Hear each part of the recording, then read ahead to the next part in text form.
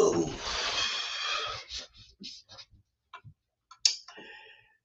did you know? Did you know that when you provide a service, especially professional services, it's a significant responsibility that you bear, and it's a significant obligation that you have to your clients. Not only from the point that you ought to be giving correct, correct, current information, not just from that point, but over time, clients, if you do your thing right, clients will come to rely on you, to have a level of confidence in you that transcends just your technical competence or your professional expertise, but you as a provider, as an individual, you see, you come to build that level of trust, which is good, which is wonderful. But there's an element that comes with that,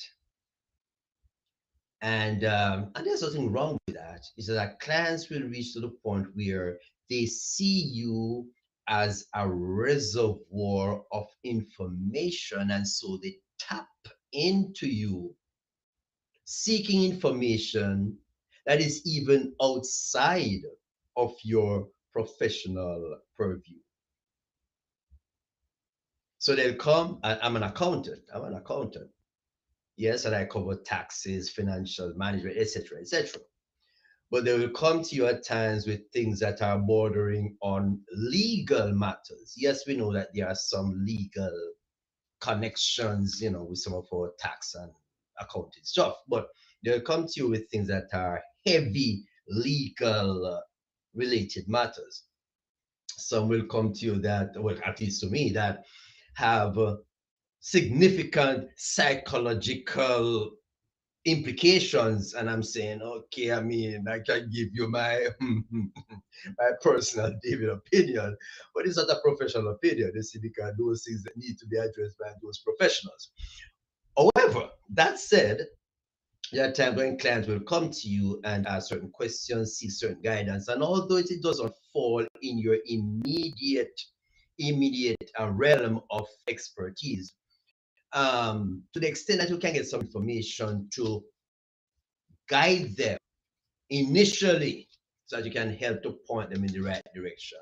That is a responsibility that you have as a professional. You're not just a service provider, you are a professional. And even where you do not have all the information, you ought to be able to give some amount of direction, some amount of guidance. Why am I going there? I get it all the time. And this week, a client visited, and the discussion centered around trusts.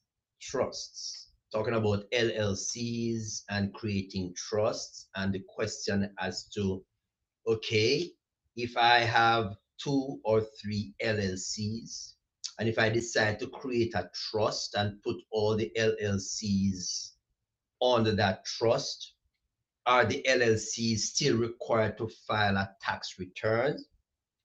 Or is it that the trust will just file one return that covers all LLCs? You see, very important question, very, very important question.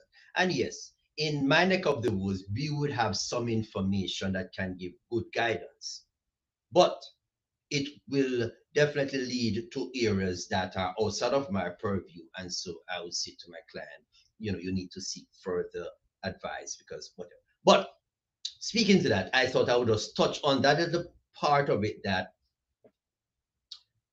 is sitting in my space, Now, when we talk about a trust, yeah, the whole topic of trust is very, very wide. And I know this is supposed to be just a quick, did you know Wednesday, but I thought that, you'd want to hear this.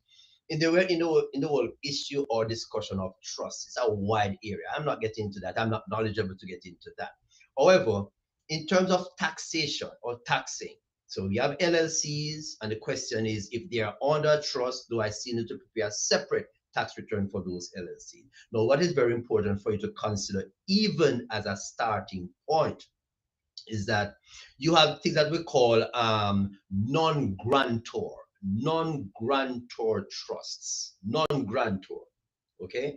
Now, when you have a non-grantor trust, it is a separate entity. It is a separate, that trust is a separate entity altogether.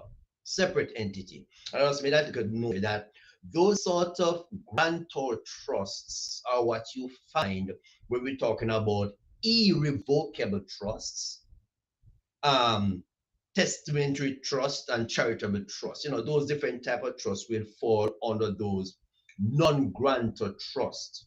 Okay, non-grantor trust. Now, when you have a non-grantor trust, then because it is a separate taxable entity, then it means that this trust need to file a tax returns. Full stop. There's more details to it. I won't go any further than that.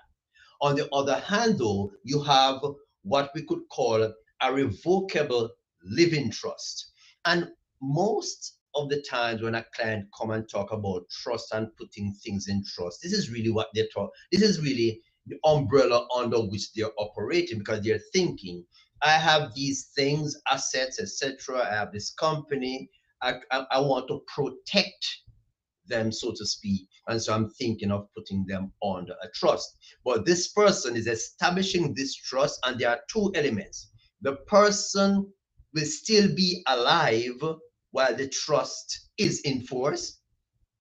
And quite often, the person is the trustee, is still in control of the trust. Very important to note, okay?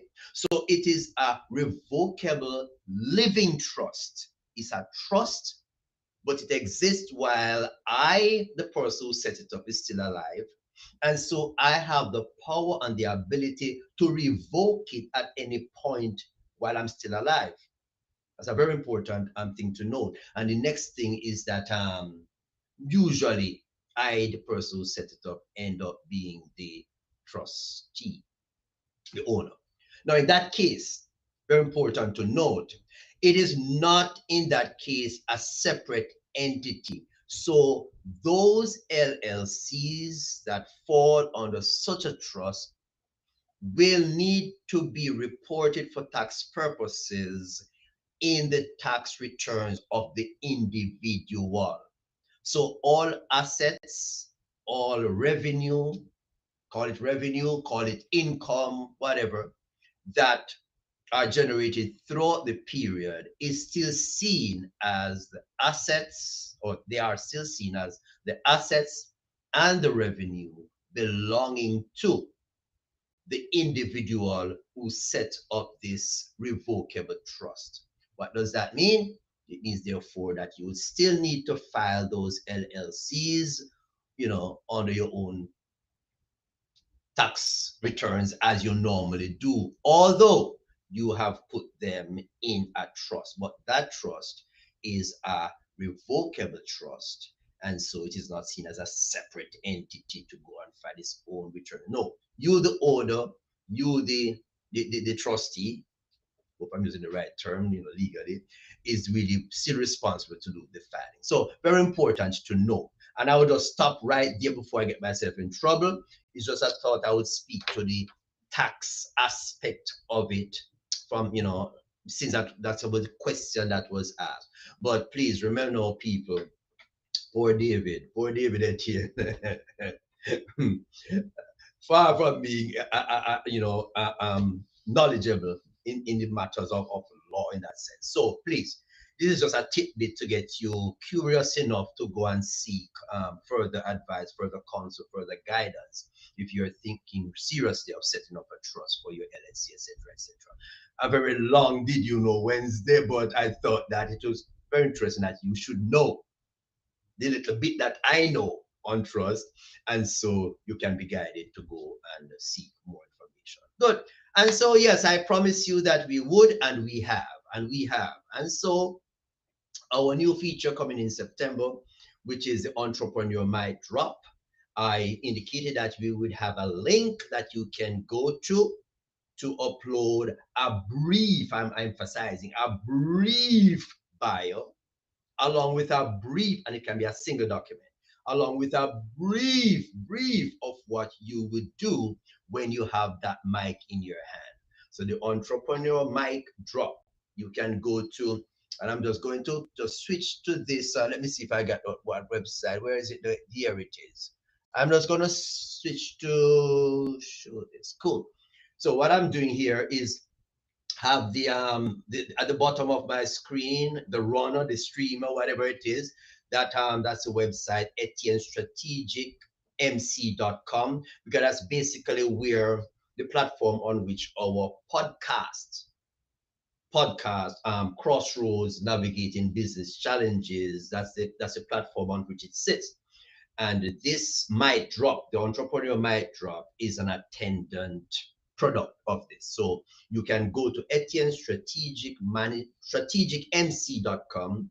You will see a link, and the link will say podcast slash might drop. Okay, it says podcast slash might drop. You click on it, and you can always put your information and get yourself ready and in tune for your mic drop. Now, please do not call. I'm just saying, do not call the office and say, David, I want to be on your mic drop. When can you schedule? Yes, I want to entertain you, but do not call and try to set it up on the phone. Okay, I have provided you with the facility to go click, enter your information, and of course, we'll be in touch very, very, very promptly in touch for us to get things happening. I like to say that's my bit, but if I say that this week, you're gonna say, oh no, David, that was not a bit. So that was my spiel on this whole aspect of what I call trusts, LLCs, and taxation. All right. So I'm out of here. Thank you for being here and tolerating me for another Did You Know Wednesday. David saying enjoy the rest of your week, and we'll do it again down the road. Catch you.